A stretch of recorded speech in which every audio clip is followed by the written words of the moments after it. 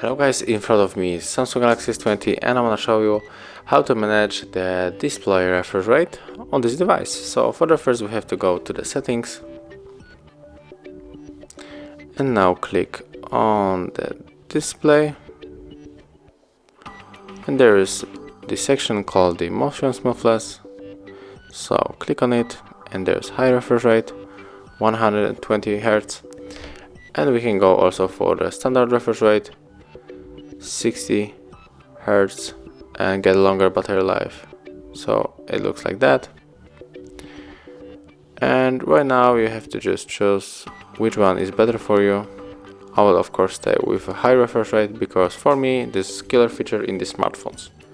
So thank you for watching, leave likes, subscriptions and of course comments below.